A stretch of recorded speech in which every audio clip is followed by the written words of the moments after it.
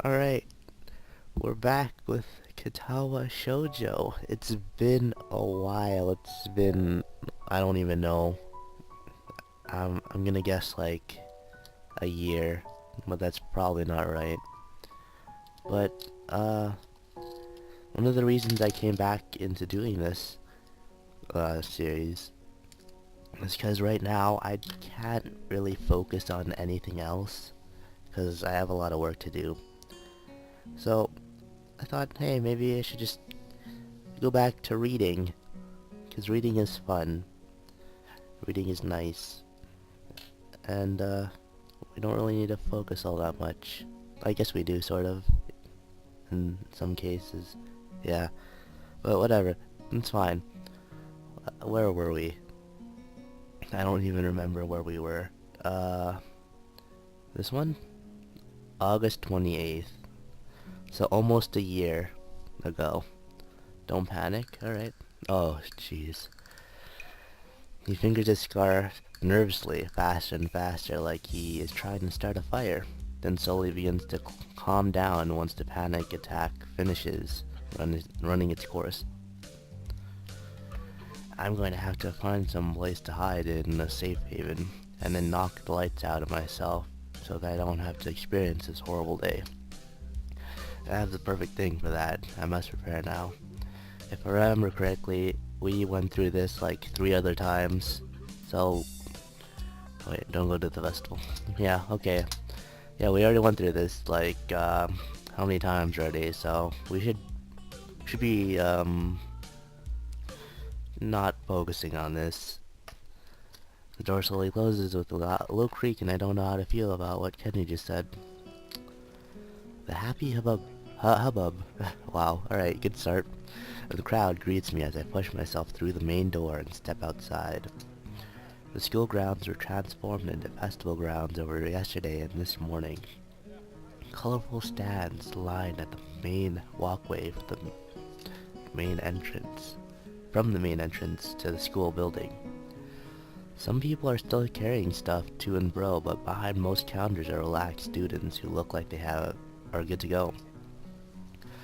Most of the other students have been up early to finish the preparations. A feeling of guilt passes through me, but it soon goes away. I'm just a lowly transfer student after all. Some visitors are already strolling around the grounds. There are some families with protrude parents trying to keep up with the over-enthusiastic offspring. A few students of are accompanied by their parents, oh my god, I'm just horrible at reading. And a lot of old and young people who are here for no reason, I can imagine. Their carolyn bursts into life, and the principal's squeaky voice announces the opening of the festival over the PA system. Everyone applauds politely, if a bit unenthusiastically. The school festival, we didn't really have festivals at my old high school. It feels kind of old-fashioned, especially considering the school I came from, but it's still somewhat exciting. A day off feels sweet after the first week of hard work, despite me lying on the hospital bed for 4 months prior to this. If I recall, even wishing that I could go to math lessons during my stint at the hospital. I can remember the program for the festival, even though Mattel went through it during class just the other day.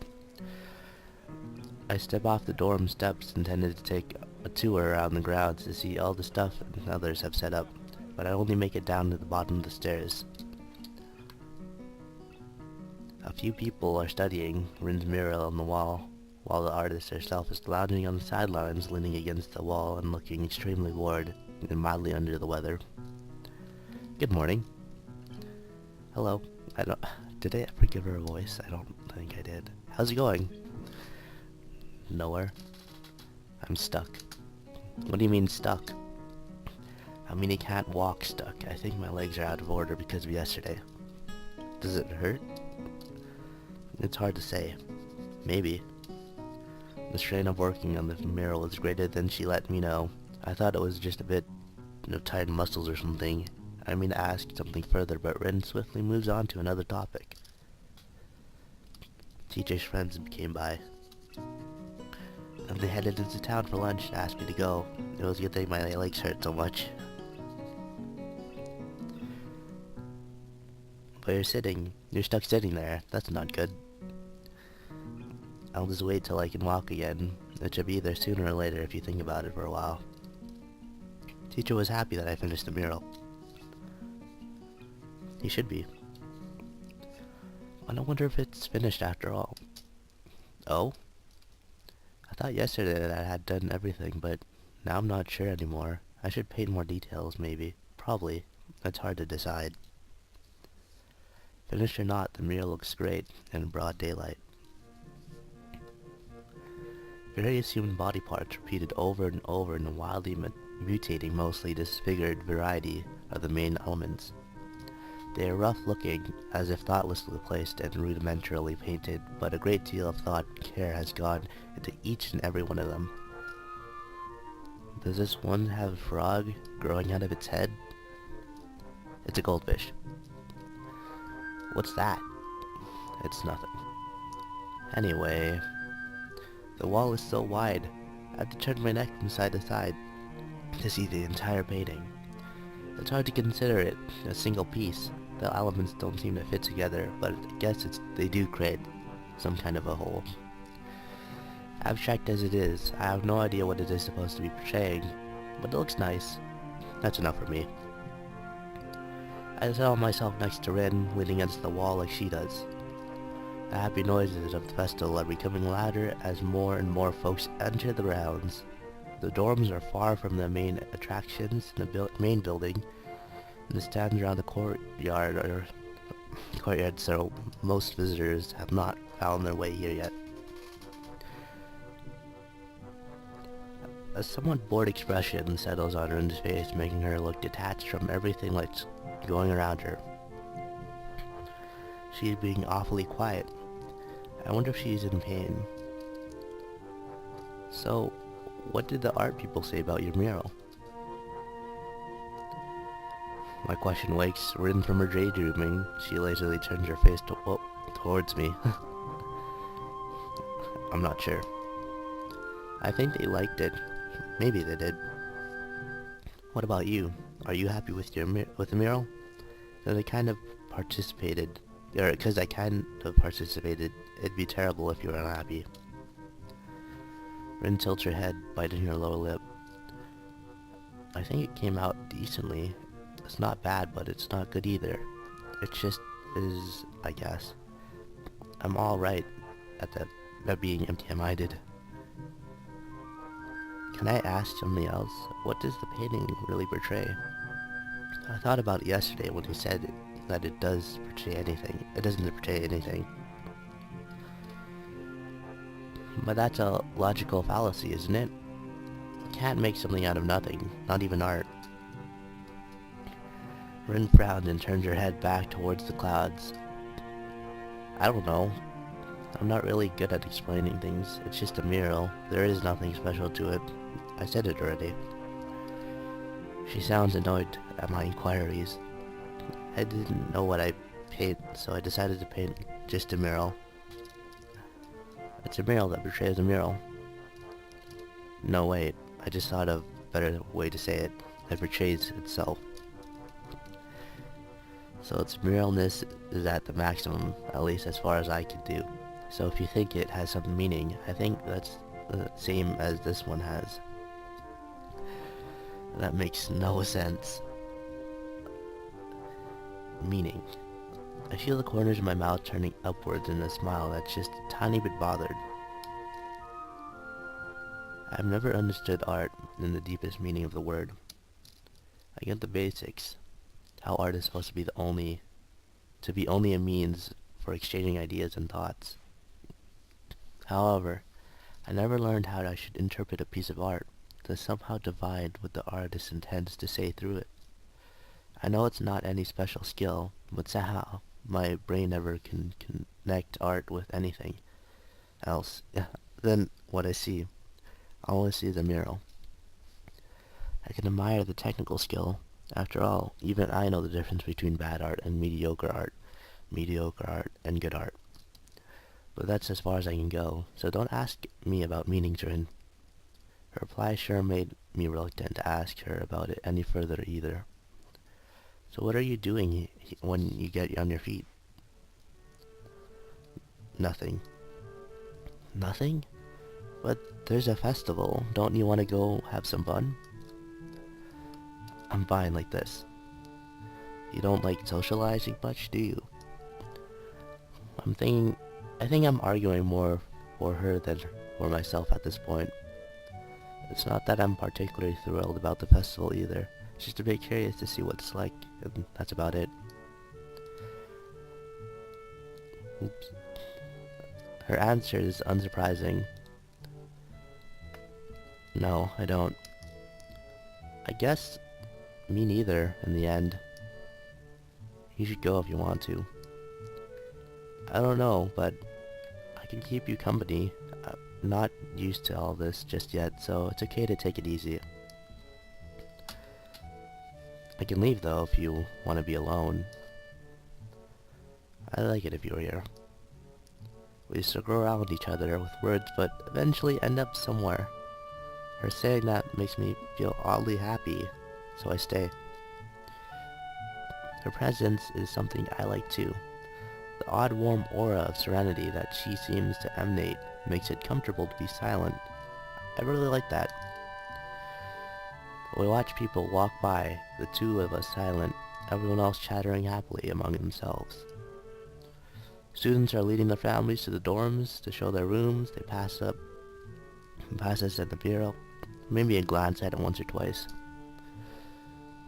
I pay less attention to them and more to my companion, trying to figure my way past her cryptic, unreadable wall of a face. Rin's eyes flicker restlessly from one person to another as they walk by. Is she waiting for people to stop at the mural? Maybe secretly hoping someone would comment on it? I don't think anyone assumes she was the artist. We're just sitting here like a pair of hobos after all, and she doesn't even have hands. I wonder if it's even in Rin's style to fish for compliments. She seems so aloof. More people walk by, some of them pointing their fingers at the mural, exchanging words that I can't make out. Someone drops a snow cone on his shoe. Too bad for him. Everyone seems to like it.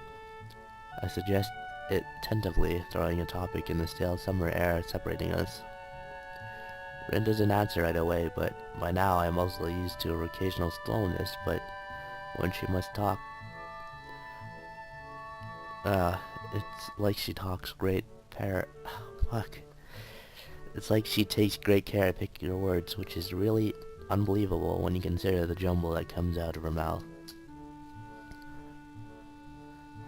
I wanted to make it so that you can just look at it without thinking, but I realized that it doesn't make any sense, so it became something like a mix of this and that.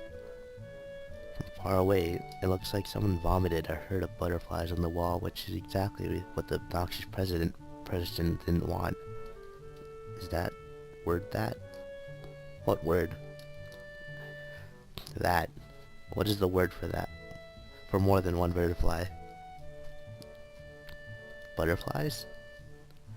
No, like a herd, or a school, or a heap. Oh, I don't know. A flock, maybe? Maybe people like butterfly vomit. Ren looks at the mural, looking surprisingly unhappy. The middle could be better. Usually I like in-betweens, but this was a pain in my butt. Not literally, of course. But I get it. I did get to that too.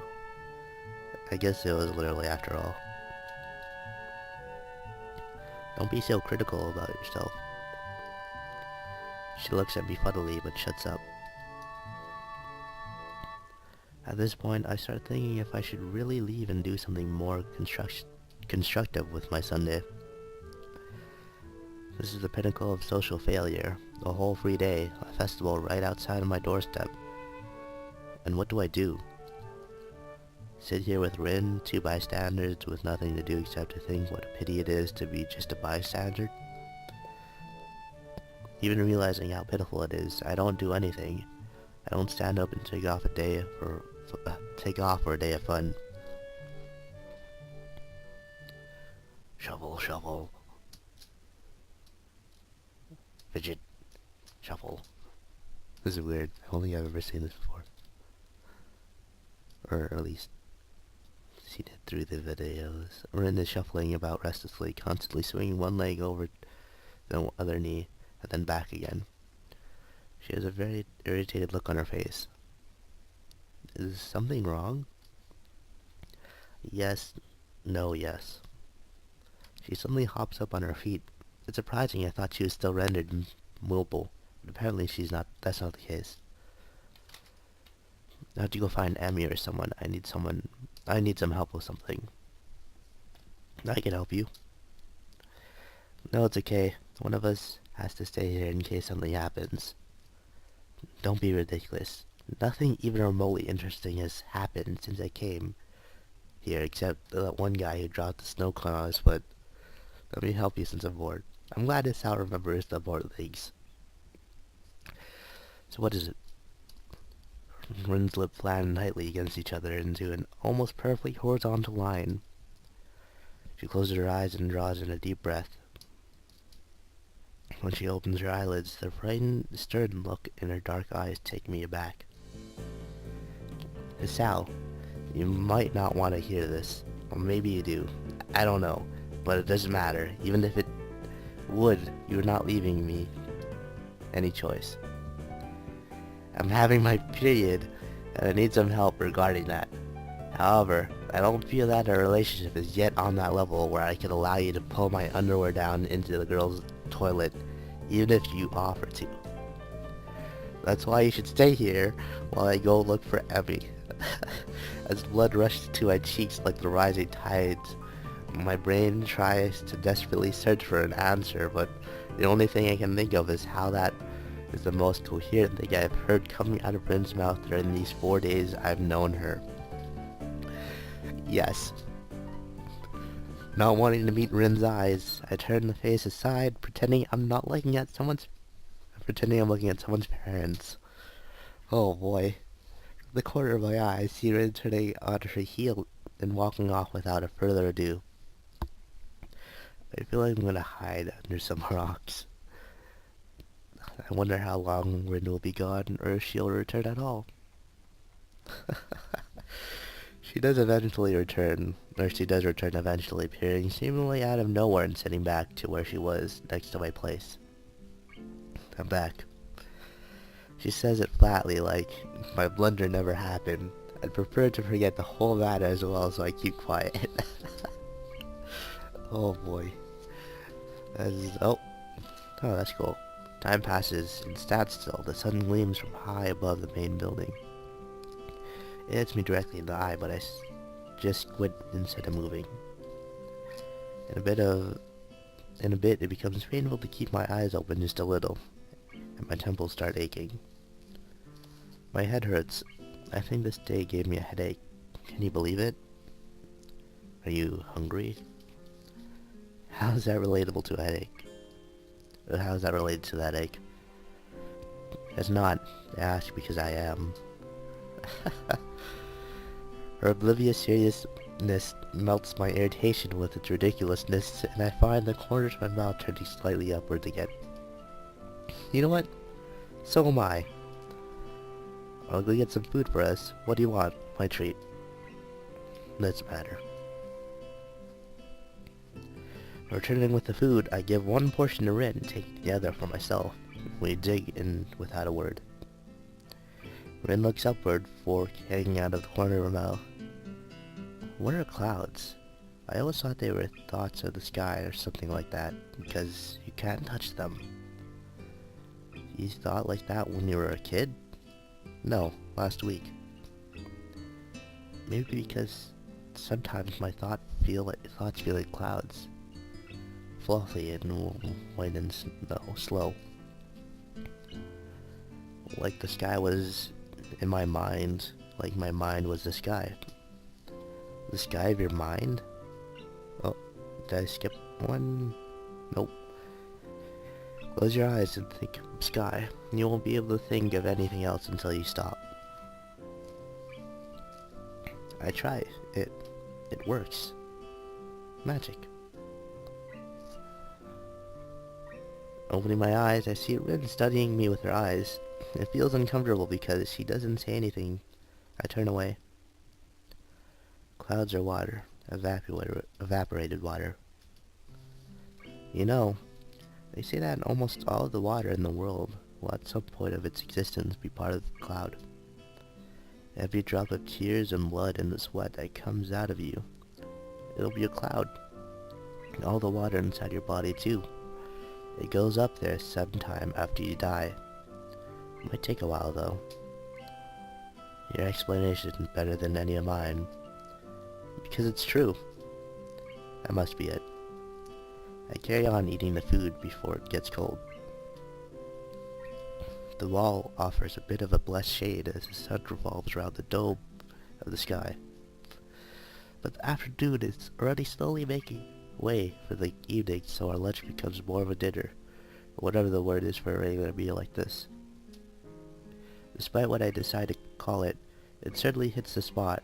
I haven't eaten a bit since forever. My appetite filled, and I know a satisfied sigh. Rin hasn't eaten all of hers, but she seems to be done with her food as well. I lean back, taking in the atmosphere. The crowd has thinned already, but the activities are still going. Everyone seems to be enjoying themselves. And why not? It's warm, the kind of perfect summer day when it's hot, but not too hot. Hot for comfort. The sun will set soon. Time really has flown by. We've been sitting here for 6 hours. Yes, we have. Do you want to do something else now? No, not really. Me neither. She adjusts her position and leans against the wall, and I follow her lead, relaxing my own body. For minutes on end, we sit there without saying a word. I'm trying to feel Rin's mood from her demeanor, the tension of her muscles, the tiny expression fleeting on her face. It's no use, she's unreadable as always. The crowd swells to and fro, people happily chattering with each other. Very few people pay real attention to the mural, and even less to us. I fiddle with a few odd pebbles absentmindedly. The act of doing something just for the sake of doing something, the pinnacle of idleness. Inch by inch, the sun creeps lower and lower towards the tree line. The changing color of the sky close to the horizon, from golden yellow to orange and red, at the moment the sunset draws near. I feel like my stomach is filled with lead. After eating so heavily, but the brick wall feels surprisingly comfortable against my back. I try to figure against the drowsy feeling that is overwhelming me. It's no avail.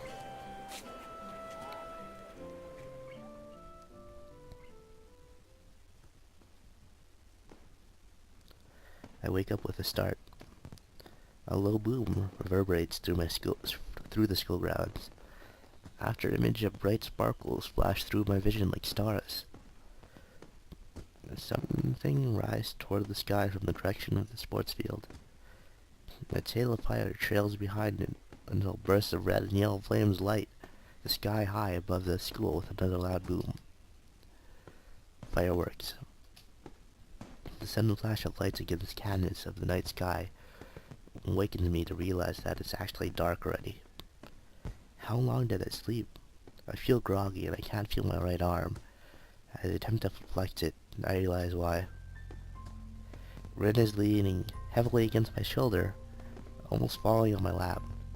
She is fast asleep, not even fazed by the fireworks.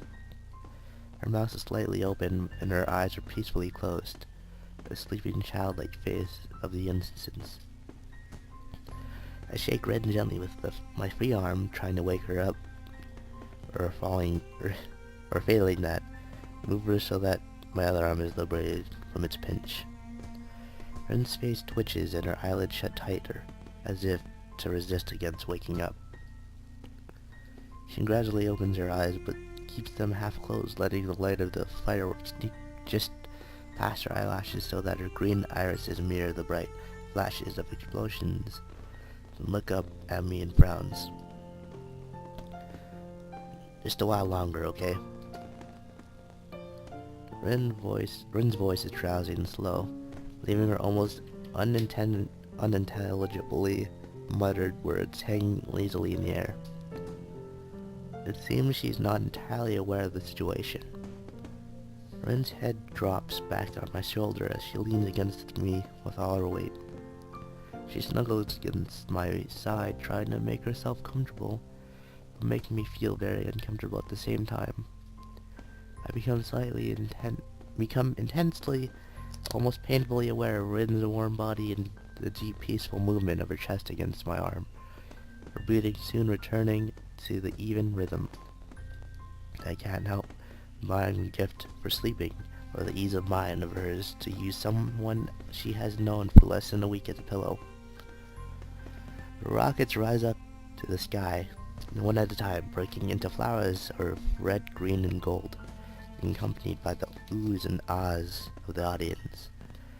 I try to push Rin's disconcerting proximity out of my mind. For what can I do about it? I just hope for a short while, really. Okay, whatever.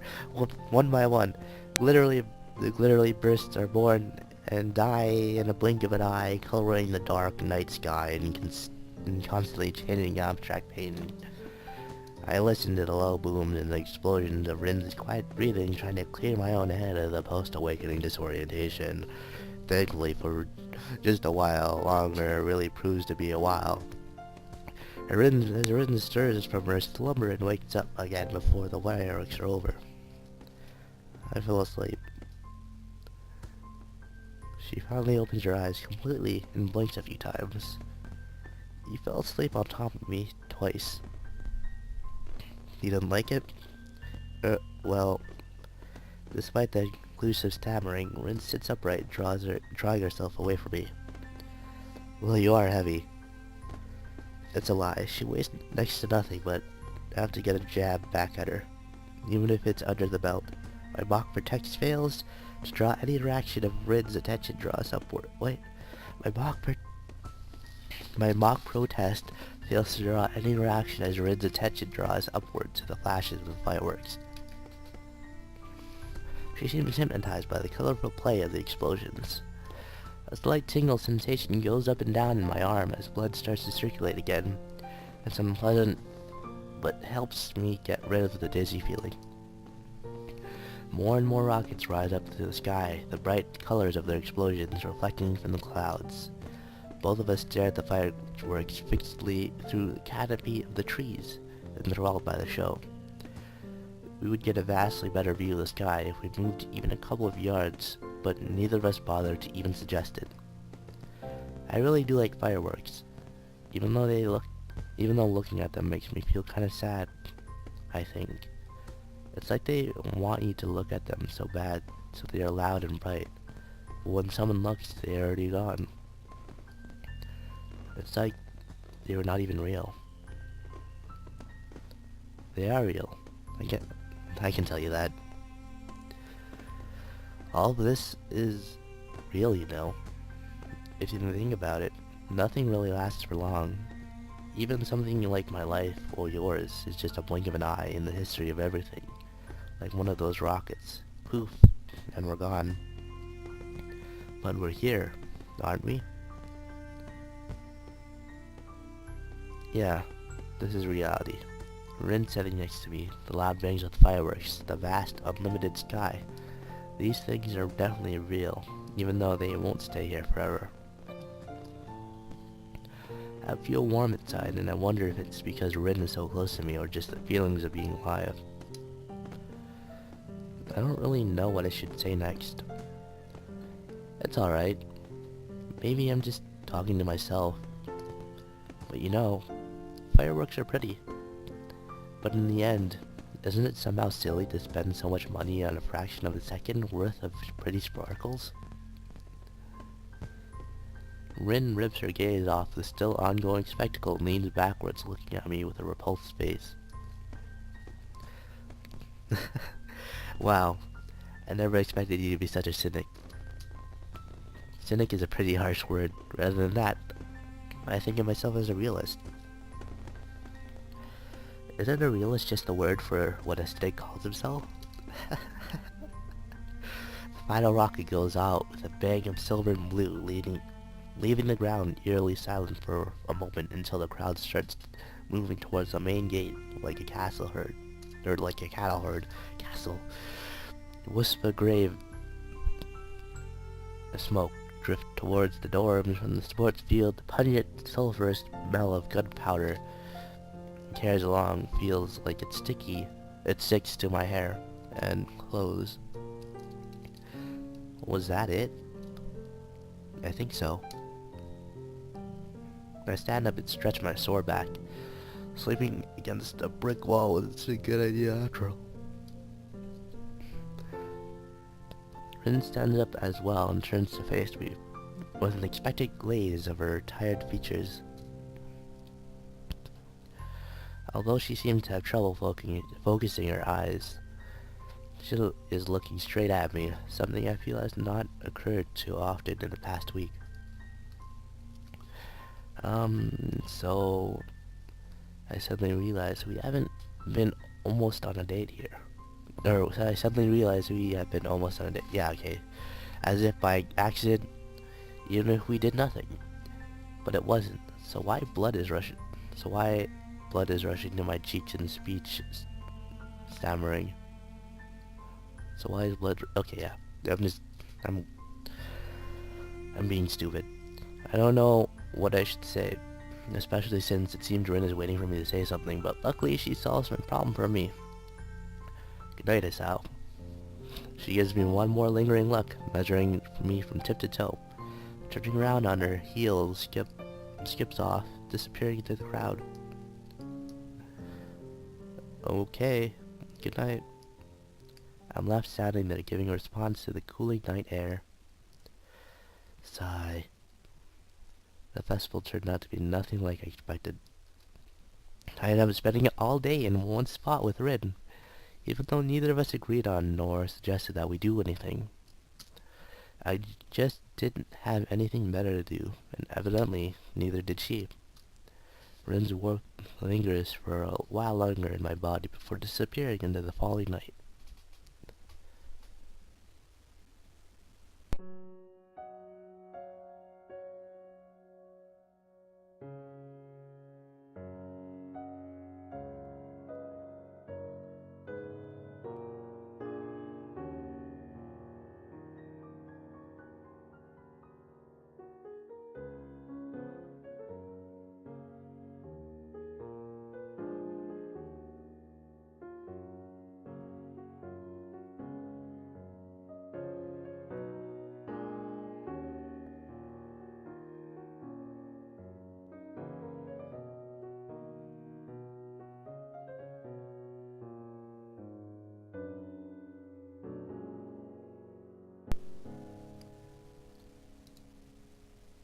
Act 2. Disconnect.